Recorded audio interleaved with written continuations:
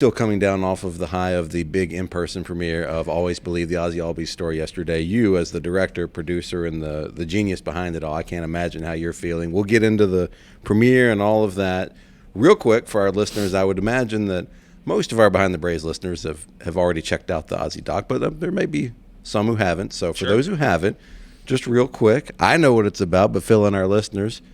What is the doc, and what's the story we're telling in this doc? Yeah, the overall story, I mean, it's the title. It gives it away a little bit. Always Believe. It's about how Ozzie Albies had a huge dream. He came from some very humble beginnings in Curacao, and I think the odds were stacked against him. But like I said, he always believed in his dream. He never gave up, and he achieved it. And beyond that, it would be one thing if he made it to the MLB and then just was a rock star, great player in the MLB, but he uses his star power to benefit a lot of people. He has this foundation that he is so active with, and he really just goes the extra mile to, just be bigger than baseball, I think. So it's the documentary is all about his dream coming true, and then about how he just doesn't stop after that. He keeps going to be a bigger than life kind of guy, I guess. Yeah, I love that. Well, let's back up to the beginning of it then. So, long time Behind the Braves listeners, they remember you from before. And by the way, your daughter Phoebe, fiance Anna are here. This is great. So you know what? That made me. I want to bring this up real quick before I forget. Back in we met each other back in Northport, as we usually do every year, annually, because you're the genius behind the Braves docuseries every spring. You got to stop saying genius. Get used to it, my friend. I'm going to. But when we met up this year, I had already told you that I was going to be like you, a girl dad, and you gave me surprised me with a girl dad T-shirt. So now Phoebe's here, your daughter, Stevie, my daughter's born 2 weeks ago. So we both now have our girl dad T-shirts. Come on, it's man. The best. So I love that Phoebe's in here, just hanging out. And you, Anna, and Phoebe are going to the game tonight. I mean, this is great. Yeah. We're thrilled. We get to be fans and just relax. And the girl dad shirt is either the shirt or I tattoo girl dad on you. Okay. So I figured, this doesn't have to be an either or thing. Okay. Depending on where you're wanting to put this tattoo. I got some time. Okay. We'll talk about that later. Okay, good to know. Duly noted. Well, let's go back to, I looked this up on my calendar because I wanted to get the date right. Let's go back to January 30th of this year. Yeah. You, me, Franco Garcia, fans know him and love him. He's a player guy in the clubhouse, and a player guy. That's not what he is. Forgive me. Franco. He's more than just the interpreter that we see on. He's like the main liaison of player relations for players, media, interviews, that sort of thing, among many other things. Franco is the GOAT. But you, me, Franco Garcia, my boss Greg Mize, and Ozzie and Andrea went and had dinner here in Atlanta, January 30th, and just wanted to talk to them about, hey, we've got this idea for a documentary. So I was there, so I know, I remember it very well, but just for our fans to know kind of where this started, what do you remember about that dinner, and, how that night went, and then how quickly, very quickly, things came together after that. Yeah. The food was amazing. Remember that. It was very good. It's incredible. Marcel is amazing. The thing I remember the most is kind of what you alluded to. The timing of everything was relatively short. We didn't have long before spring training. So we knew Ozzie's the guy we want to tell his story. We knew that. And we thought, we'd had some conversations about just generally Curacao would be like a dream come true. But looking at the calendar, we were just like, that's just not possible. Yeah, right? We were I think we were less than 2 weeks from spring training at that point, right? It was close. It was right at 2 weeks, yeah. And so, just thinking about a trip out of the country for fun with 2 weeks, left to plan it, that's tough. But we had to bring a crew, all that equipment, all that stuff. So it just looked like, I don't think that's going to be possible. So, fast forward, we go to the dinner and we pitch this idea to Ozzie and Andrea, and they both were super excited about telling Ozzie's story and promoting the foundation a little bit. And, Ozzie just offhand was just like, why don't you guys come to Curacao with me? And I was like, yeah, we would love to. When are you thinking? He was like, I'm going this weekend. or next week. It was like, I'm going in like 6 days. Yeah. And we were just like, oh, yeah, we'll do it. We'll make it work. Yeah. I don't know who's going, but we're going to be there. And, and it seriously, like a 6 day, 5-6 day span, we completely planned for multiple crew members to go to Curacao with a bunch of equipment. Kind of coordinated with Ozzie a little bit, but it was mostly like, let's just get the bodies and the cameras there. We don't really know fully what's going to happen there, but there'll be cameras, and hopefully like we get some good stuff. And Ozzie just, he put the team on his back and was just like he spent more time with us than his family while he was there. And yeah, literally, right? Literally. Yeah. He was like, you guys know I'm like hanging out with you guys more than my family on this one, right? And we were like, yeah, is that cool? And he was like, oh yeah, this is amazing. Like, I'm having a blast, all that stuff. So he just from start to finish, like, went so far out of his way to make sure not only we had a great time, but that we got as much stuff as we wanted to get for the documentary. And yeah, that's long way of answering. That's what I remember about the dinner. Like, it was Ozzie just offhandedly saying, yeah, we should go to Curacao. And then 6 days later, we're flying to Curacao. Nuts. When he said crazy. That, I think you, me, and Greg all just kind of subtly like looked at each other, and like, I think it was everything we could do to not all just like to start like yelling like, yes, yes, let's go, because that was the dream. But at that point, we're like, there's just, you said it, looking at the calendar, it's like there's no way. Yeah. And less than a week later, you had assembled a crew and you're all there. It was just incredible. So you kind of talked about it a little bit, but that experience of being in Curacao, for those who have or haven't seen the doc, if you haven't seen it, go watch it now on Braves YouTube. But there's so much of this film takes place or is recorded or is captured in Curacao, and it's such a beautiful place and such a beautiful job by you and the crew capturing what it's like down there, and what it's what Ozzie's early life was like there, and what it's like when he goes back to visit now. So anybody that watches the doc can get a feeling of what it was you guys were capturing. For you personally and the crew personally, when you think back to those 4 days you spent with Ozzie in Curacao, what are some of the first images that come to mind that are just going to be stuck with you? And Phoebe has thoughts on this. Phoebe has an answer, so we might need to go to her.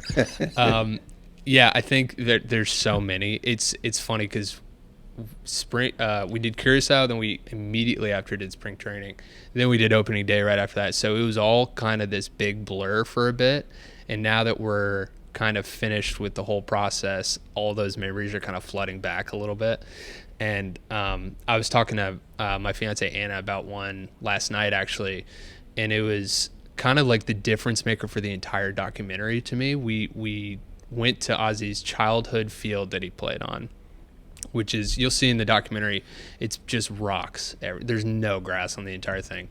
And he visibly got pretty emotional about being there. And with, documentary stuff, there's so much B-roll that you're going to shoot over the entire process. And then there's the big interview that's going to run the entire documentary. And we had planned on doing the documentary not in Curacao, but we could see that he was like really into it, having a lot of memories flashback, and so we just kind of decided to impromptu just sit in the dugout that he used to play in as a kid, and just kind of ask him about his life. And it led to him really opening up to us about his father, which became pretty much the entire, the biggest storyline in the doc was about his father passing away. And that conversation just like the floodgates open on the entire trip, and we were just getting amazing stuff after amazing stuff. It was just this one conversation that, I think when I talked to the crew, I was like, hey, I'm just going to ask him some stuff, and really it's just going to be a normal conversation. We might not use any of it, but let's just kind of learn more about his life. And it just ended up being such a profound conversation where, the whole crew felt closer to Ozzie after having it, and it was just such a great memory for all of us. And really, like I said, like it just kind of opened the floodgates for the whole trip. We were just having a blast the entire time. Anything we asked Ozzie to get, even if it was like close to home, footage of his family, footage of spots he went, he was just like, oh my God, yeah, and I would love to show you these 3 other spots. And so there's a lot of memories down there. Like his mom cooked us fresh caught yellowfin tuna on the beach. It's amazing. I mean, so we were finished shooting this footage of Ozzie, quote unquote, working. And when we're done, we put the cameras down and eat freshly cooked, freshly caught yellowfin tuna that Ozzie Albies' mother made us. It was so cool. Yeah, you were texting us, you were giving us all these regular updates, and the FOMO I had, particularly in that moment of like, yeah, we're going out to the beach, and then Ozzie's mom's going to cook fish for us that they caught. I'm like, yeah. Cool, Charlie. Well, I'm just, awesome. I'm in line at Walgreens, and that's cool. That's not jealous at all.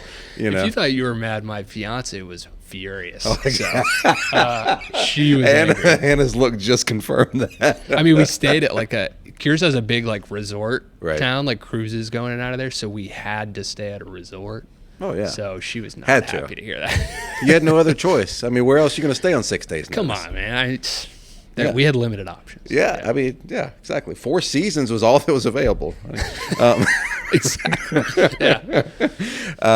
No, I'm so glad you brought up particularly that scene in the dugout, because the visual part of that, of Ozzie in that dugout that on the field that he grew up playing in, as you said, and you'll see it in the doc, there's just rocks and it's an overgrown, it's not very kept up anymore field. Right. And I mean, there's these, I don't even know what those plants were. They look like they just have jagged knives sticking out of them. I still don't even know what they are, but the thorns were the biggest thorns I've seen on a plant, I think. Yeah, it was crazy. Yeah. And he was just I mean, that's what we used to take ground balls on, just rocks and those thorny bushes. We had to lay out, make diving catches in those bushes. That's how it was. And he was like, I would get on a field after that, and it was just the easiest thing in the world. I can only imagine taking ground balls on a field like that and then going to just actual grass, smooth dirt, and just the confidence you would have. Yeah. I mean, I'm sure it was crazy for him. Yeah. Had to have been. And I love that.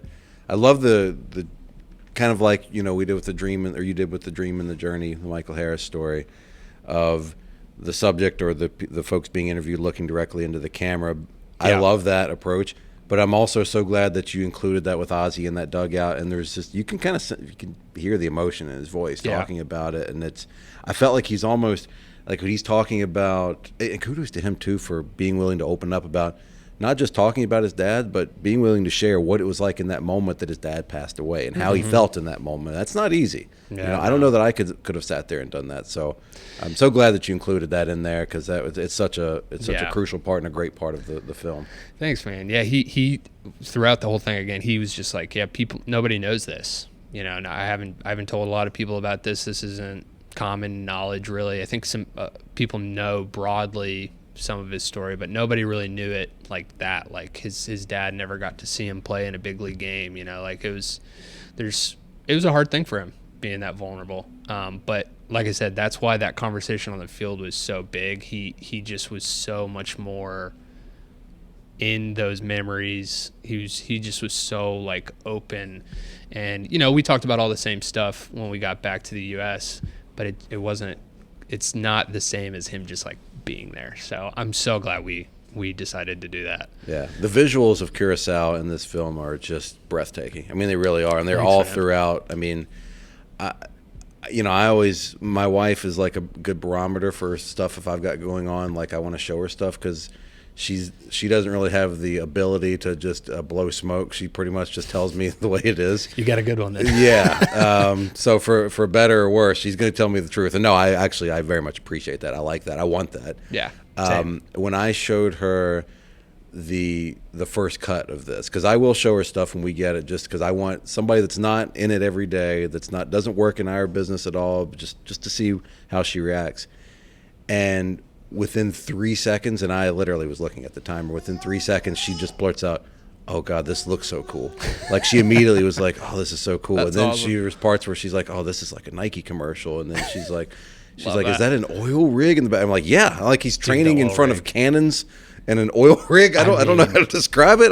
You have to see it, but it's amazing. We said when we drew this up, we want cannons, we want an oil rig, we knew. That was always part of the plan. Yeah. When we January 30th dinner, I was like, so number one, we need centuries-old cannons with an operational oil rig in an ocean behind you while you're training, if that works. And we found it. And when it was there, That's the Atlanta Braves Productions. Yeah. And by the way, could you catch an eel also, Ozzie? Yeah, sure, no problem. Yeah, so. Yeah, no, that actually cool thing. That was completely Ozzie's idea to go there. We were Monday. On like the last, like he wasn't that what he called it, Monday? Monday, like Monday and chill. Yes, yeah, Monday and chill. Yeah, that fishing spot was completely his idea, which was awesome. The cannons and the oil rig, that spot, which is like basically connected to Money's the same thing, but that was his idea too. We went up to him. We were like, hey, we have this idea that we want to show you working for your dream, working really hard. We want to show you working out in Curacao. Do you have a spot in mind? And he was like, oh, I got you. Don't even worry about it. And we were like, okay, what does it look like? And he was just like, no, don't even worry about it. Just meet me here tomorrow. And yeah, we showed up and it was oil rig in the background. Like you can't make that stuff up. It was just such a cool spot. Yeah. But yeah, that was none of us. That was completely Ozzie. That's awesome. All right, last question, Charlie, because we can get you and Anna and Phoebe out and enjoy the game tonight. Hopefully another Braves win against Cleveland tonight. Yeah. What's it been like to get to know Ozzie the person? Because now that the film, we had the premiere yesterday. I'm sorry, I have two last questions. I lied to you. We're going to Ozzie the person, and then also the premiere yesterday in person at the Atlanta Film Festival at the Plaza Theater. Let's start with the premiere. Well, then we'll get to Ozzie the person. What was that like for you, the premiere yesterday? Yeah, that was incredible. I think anyone that does video in any capacity, the thought of seeing anything they've worked on in a theater is like, that's a dream come true. So that alone, if there was no one in the theater, it was so cool. That would have been amazing. But the fact that there were so many Braves fans, so many just really film fans there to see that was incredible. I remember getting the text that, hey, there's going to be a bus with players and their wives that are going to come see this. And I got so nervous. That was the first time I got like really nervous about it. Cause these are they don't have to do that. They're on their off day. They're coming to see this thing that I made. It was just so cool. So having all the players there, having Ozzie and Andrea there to see this whole thing come to fruition in that big theater, it was so cool. So. Yeah, I was so happy for you and proud of you, and I just thought that was the coolest thing in the world, that you got to experience your work in that environment, in that place, that setting. I was telling somebody yesterday who they had not seen. They work here in the office, and they could have seen an early cut of it, but they didn't. It wasn't part of their job, but it was just available to them. And They said no, they knew they were coming to the premiere, and they wanted to save it for the premiere. That's awesome. And I was like, yeah, that's cool. I was like, I'll tell you though, I've seen it like, I don't know, a dozen times now, because you send us cuts and we all talk about it and go through it and do all the things that we need to do. I said, but like I experienced this last year with Michael Harris doc. When you see it for the first time, even though you've seen it however many times, a dozen, 20, 50, in your case, probably a zillion, seeing it somewhere in there. Yeah, on that big screen, like you said, whether there's anybody in there or not, it just hits so different, and it's the coolest thing in the world. So I was just so happy for you that you got to experience that. Thank you, man. The only other thing I'll say, other than it being just so cool, is it was such a big team effort. Like it is, there's so many people beyond me. So, like literally the whole Braves marketing department, everybody, and I could name drop so many people, including yourself. It is such a huge collaborative effort for something like that to be possible. So, I've said it to a lot of people before, but I really think the Braves, it's the only organization where a project like this is even possible. And beyond that, then you have to have the people that are talented enough, driven enough to make it work. And like you guys have that in spades. So it's seeing it. It was cool for me being there. I was like, wow, this is cool for me. Great opportunity. But really it was like all these people, this was all of us that made this. We all made this thing possible, and it's on this huge screen. It was cool. Great. It was really cool. It was amazing. It just made us want to do it. Just, all right, what's the next one? Yeah. Hey, that one's over. No, all right, on to the next one. All right, last question. I'll let you guys go because I've already kept you a little longer than I said I was going to. Yeah, this has been tough, dude, so let's just get it over with. I know. All right, Ozzie the person. What's it been like to get to know Ozzie the person? I know you guys are friends now. Like this started as a project working together, and you guys are buddies. Yeah, you're old pals. So what's it been like to get to know Ozzie the man? Yeah, it's been awesome. It's been super easy. He is just the same guy you see on screen, the same guy you see doing batting practice before the games, laughing with Ronald. He's like that with everybody. He's just awesome. So, I think he's a great guy. He's really nice, all that. But that's one thing. It's another thing for him to just be a really genuinely cool dude that's funny and just fun to get to know. We play Fortnite all the time. That's nice. our game that we connect on. I think Ronald and Arcia, they're like Call of Duty guys, and they've been trying to get us on Call of Duty, but we're just like, no, we're not. We're switching up. We're staying on Fortnite. Yeah, he's just awesome, man. And I think that's been the coolest thing out of the whole project for me. Like getting, the real relationships you form in projects like this are really cool. And the fact that I got to know Ozzie on such a personal level like that, I think that's what I really take away from the project. And I'm happy to call him my friend. So that's awesome, man. Well, we're happy to call you our friend and to be able to work with you. And we're just so proud of you and this whole project. And as I texted you yesterday, here's to many more. So thanks, man. Yeah. I hope we're going to do the whole starting roster. We're going to do everybody in the organization. 40 man, everybody here in the office. Yep, that's going to be great. The Ricky documentary is coming soon. Ricky Mass documentary. That's why they created YouTube Shorts. I got about 10 seconds, and then the story's over. So. Oh, no. All right, Charlie, thanks for taking the time, buddy. I appreciate you, man. Of course. Thank you.